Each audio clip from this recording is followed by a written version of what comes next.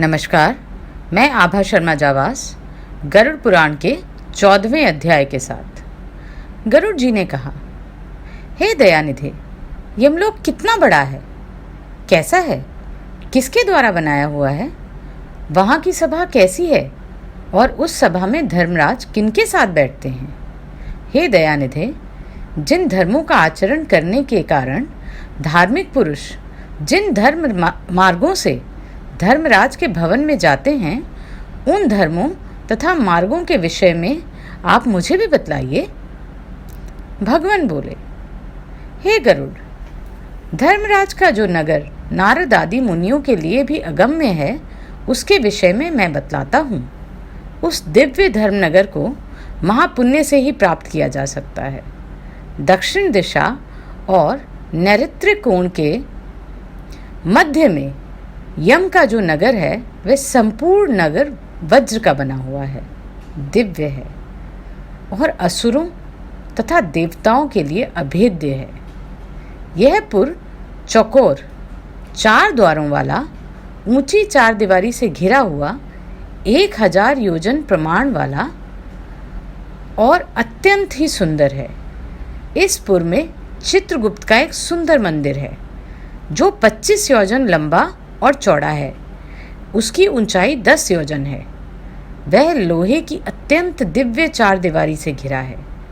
वहाँ आवागमन के लिए सैकड़ों गलियां हैं और वह पताकाओं एवं ध्वजों से विभूषित है। वह विमान समूहों से घिरा हुआ है और गायन वादन से निनादित है। चित्र बनाने में निपुण चित्रकारों के द्वारा चित्रित और देवताओं के शिल्पियों ने उसका निर्माण किया है। वह उद्यानों और उपवनों से रमणीय है। नाना प्रकार के प्रशिक्षण उसमें कलरव करते हैं तथा वह चारों ओर से गंधर्वों और अप्सराओं से घिरा है।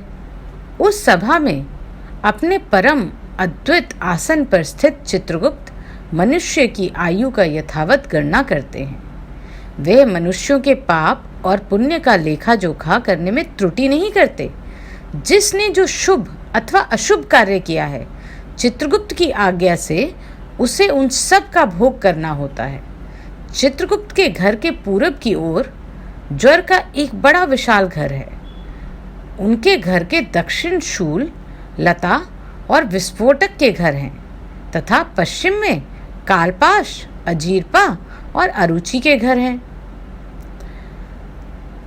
चित्रगुप्त के घर के उत्तर की ओर राजरोग और पांडुरोग का घर है। ईशान कोण में शिरपीड़ा का और अग्निकोण में मूर्छा का घर है। नैऋत्य कोण में अतिसार का, वायव्य कोण में शीत और दाह का स्थान है। इस प्रकार और भी अन्यान्य व्याधियों से चित्रगुप्त का भवन घिरा हुआ है। चित्रगुप्त मनुष्यों के शुभाशुभ कर्मों को लिखते हैं। चित्रगुप्त के भवन से 20 योजन आगे नगर के मध्य भाग में धर्मराज का महादिव्य भवन है। वह दिव्य रत्नमय तथा विद्युत की ज्वालामालाओं से युक्त और सूर्य के समान दैदीप्यमान है। वह 200 योजन चौड़ा और 200 योजन लंबा और 50 योजन ऊंचा है। 1000 स्तंभों पर धारण किया गया वह वैदुर्य मणि से मणित है, स्वर्ण से अलंकृत है और अनेक प्रकार के हम्य और प्रसाद ग्रह से परिपूर्ण है। यह भवन शरदकालीन मेघ के समान उज्ज्वल, निर्मल एवं स्वर्ण बने हुए कलशों से अत्यंत मनोहर है। उसमें चित्र बहुरंगी रंग के स्फटिक से बने हुई सीढ़ियां हैं और वह वज्र अर्थात हीरे की कुटिम फर्श से सुशोभित है। गावाक्षों में मोतियों के झालर लगे हैं। वह पताकाओं और ध्वजों से विभूषित है। घंटा और नगाड़ों से निनादित तथा स्वर्ण के बने तोरणों से मंडित है। वह अनेक आश्रयों से परिपूर्ण और स्वर्ण निर्मित सैकड़ों किवाड़ों से युक्त है तथा कंटक रहित नाना वृक्ष, लताओं एवं गुल्मों से सुशोभित है। इसी प्रकार अन्य भूषणों से भी वह भवन सदा भूषित रहता है। विश्वकर्मा ने अपने आत्मयोग के प्रभाव से इसका निर्माण किया है। उस भवन में 100 योजन लंबी चौड़ी दिव्य सभा है, जो सूर्य के समान प्रकाशित, चारों ओर से दैदीप्यमान तथा इच्छानुसार स्वरूप धारण करने वाली है। वहाँ ना अधिक ठंडा है ना अधिक गर्म। वह मन को अत्यंत हर्षित करने वाली है। उसमें रहने वाला कोई भी कभी भी ना शोक को प्राप्त होता है, ना ही उसे वृद्धावस्था सताती है, ना भूख प्यास लगती है और ना किसी के साथ अप्रिय घटना ही घटती है। देवलोक और मनुष्य लोक में जितने काम हैं वे सभी यहाँ उपलब्ध हैं। वहाँ सभी प्रकार के रसों से परिपूर्ण भक्ष्य और भोज्य सामग्रियाँ चारों ओर प्रचुर मात्रा में हैं। वहाँ सरस, शीतल और उष्ण जल भी उपलब्ध है। उसमें पुण्यमय शब्दादि विषय में भी उपलब्ध है और नित्य मनोवांछित फल प्रदान करने वाले कल्प वृक्ष भी वहाँ हैं। हे ताक्षर्य, यह सभा बाधा रहित, रमणीय और कामनाओं को पूर्ण करने वाली है। विश्वकर्मा ने दीर्घ काल तक तपस्या करके इसका निर्माण किया है। उसमें उग्र तपस्या करने वाली, सुव्रती, सत्यवादी, शांत, सन्यासी, सिद्ध एवं पवित्र कर्म करने वाले शुद्ध पुरुष ही जाते हैं। उन सभी का देह तेजोमय है। वे आभूषणों से अलंकृत तथा निर्मल वस्त्रों से युक्त होते हैं तथा अपने किए हुए पुण्य कर्मों के कारण ही वहाँ विभूषित होकर विराजमान रहते हैं। 10 योजन विस्तीर्ण और सभी प्रकार के रत्नों से सुशोभित इस सभा में अनुपम एवं उत्तम आसन पर धर्मराज विद्यमान रहते हैं। वे सत्पुरुषों में श्रेष्ठ और उनके मस्तक पर छत्र सुशोभित है तथा कानों में कुंडलों से अलंकृत वे महान महामुकुट से सुशोभित हैं। वे सभी प्रकार के अलंकारों से समन्वित तथा नील मेघ के समान कांति वाले हैं। हाथ में चमर धारण की हुई अप्सराएं उन्हें सदैव पंखा जलती रहती हैं। गंधर्वों के समूह तथा अप्सरा गणों का संग गायन, वादन और नृत्य आदि द्वारा सभी ओर से उनकी सेवा की जाती है। हाथ में पाश लिए हुए मृत्यु और बलवान काल तथा विचित्र आकृति वाले चित्रगुप्त एवं कृतांत के द्वारा भी वे सेवित रहते हैं।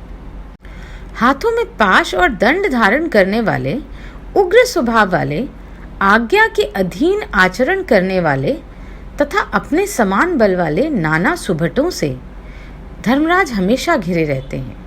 हे खग, अग्निश्वात, सोमप, ऊष्मप, स्वधावान, बहिरष्ट, मूर्तिमान तथा अमूर्तिमान जो भी पितृ हैं एवं आर्यमा आदि जो पितृगण हैं और जो अन्य मूर्तिमान पितृ हैं, वे सब मुनियों के साथ धर्मराज की उपासना करते हैं।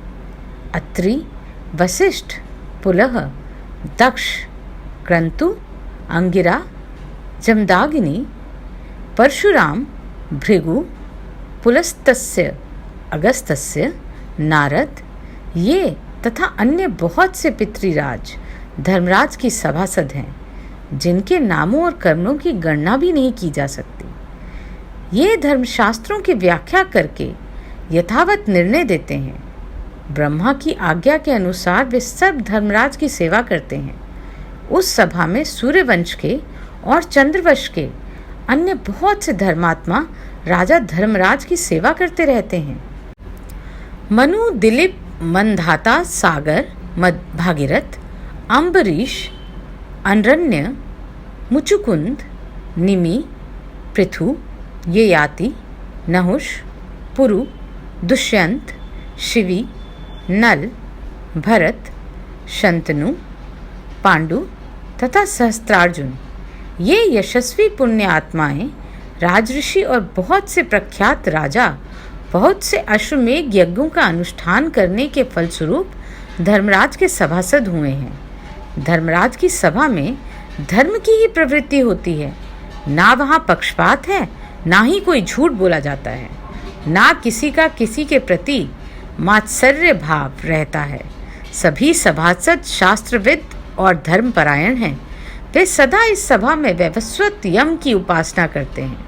हे ताक्षर्य, महात्मा धर्मराज की वह सभा इस प्रकार की है कि जो पापात्मा पुरुष दक्षिण द्वार से वहां जाते हैं वे सब सभा को नहीं देख पाते। धर्मराज के पुर में जाने के लिए 4 द्वार हैं।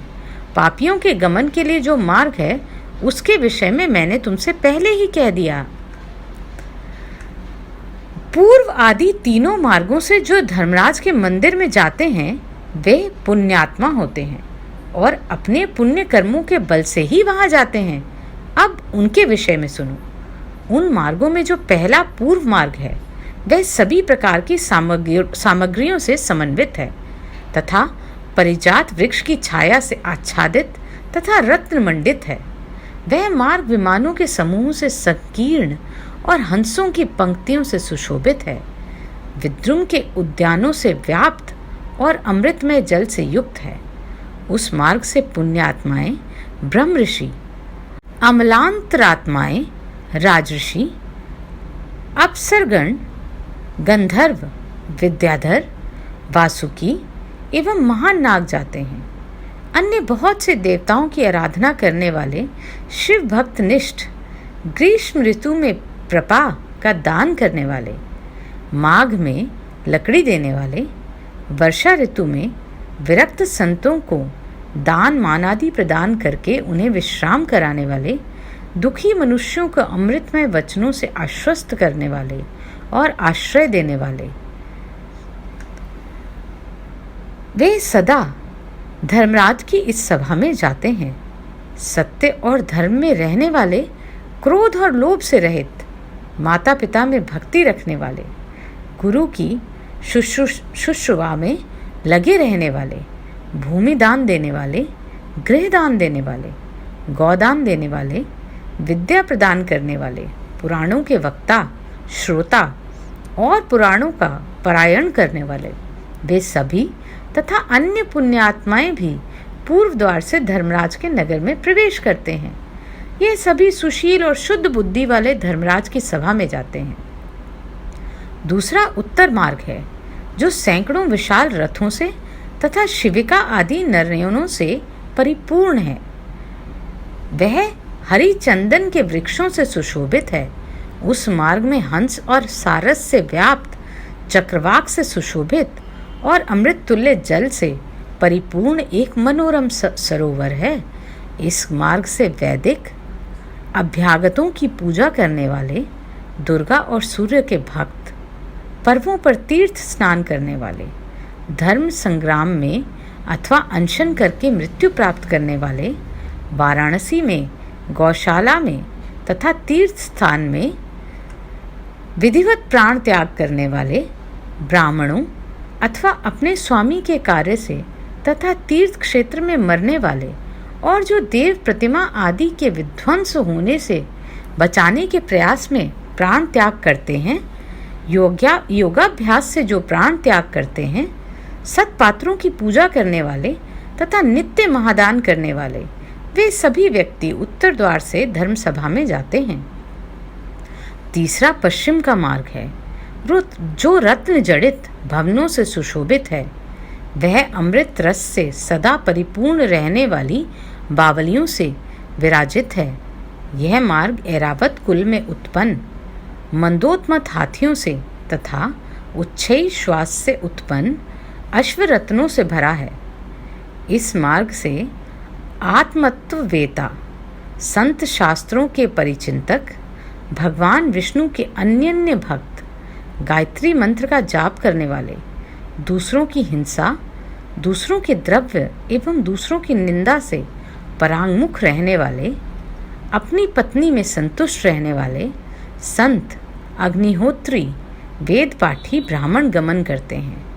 ब्रह्मचर्य व्रत का पालन करने वाले, वानप्रस्थ आश्रम के नियमों का पालन करने वाले, तपस्वी, संन्यास धर्म का पालन करने वाले तथा श्री चरण सन्यासी एवं मिट्टी के ढेले, पत्थर और स्वर्ण को समान समझने वाले, ज्ञान एवं वैराग्य से संपन्न, सभी प्राणियों के हित साधन में निरत शिव विष्णु का व्रत करने वाले, सभी कर्मों को ब्रह्म को समर्पित करने वाले, देव ऋण, पितृ ऋण और ऋषि ऋण, इन तीनों ऋणों से विमुक्त, सदा पंच यज्ञ में निरत रहने वाले, पितरों को श्राद्ध देने वाले, समय से संध्योपासन करने वाले, नीच की संगति से अलग रहने वाले, सत्पुरुषों की संगति में निष्ठा रखने वाले, वे सभी जीव अप्सराओं के समूह से युक्त श्रेष्ठ विमान में बैठकर अमृत पान करते हुए धर्मराज के भवन में जाते हैं। वे उस भवन के पश्चिम द्वार से प्रविष्ट होकर धर्मसभा में पहुंचते हैं। उन्हें आया हुआ देखकर धर्मराज बार बार स्वागत संभाषण करते हैं। उन्हें उठकर अभ्युत्थान देते हैं और उनके सम्मुख जाते हैं। उस पर धर्मराज चतुर्भुज रूप में और शंख चक्र गदा तथा खड्ग धारण करके पुण्य करने वाले जीवों के साथ स्नेहपूर्वक मित्रवत आचरण करते हैं। उन्हें बैठने के लिए सिंहासन देते हैं, नमस्कार करते हैं और पाद्य अर्घ्य आदि प्रदान करके चंदन आदि पूजा सामग्रियों से भी पूजा करते हैं। हे सभासदों, इस ज्ञानी को परम आदर पूर्वक नमस्कार कीजिए। यह हमारे मंडल का भेदन करके ब्रह्मलोक में जाएगा। हे बुद्धिमानों में श्रेष्ठ और नरक की यातनाओं से भयभीत रहने वाली पुण्यात्माओं, आप लोगों ने अपने पुण्य कर्मानुष्ठान से सुख प्रदान करने वाले देवत्व को प्राप्त किया है। दुर्लभ मनुष्य योनि प्राप्त करके जो नित्य वस्तु धर्म का साधन नहीं करता, वह घोर नरक में गिरता है। उसे बढ़कर अचेतन अज्ञानी और कौन है? अस्थिर शरीर से, अस्थिर धन आदि से कोई एक बुद्धिमान मनुष्य ही स्थिर धर्म का संयोजन करता है। इसलिए सभी प्रकार के प्रयत्नों को करके धर्म का संचय करना चाहिए। आप लोग सभी भोगों से परिपूर्ण पुण्यात्माओं के स्थान स्वर्ग में जाएं।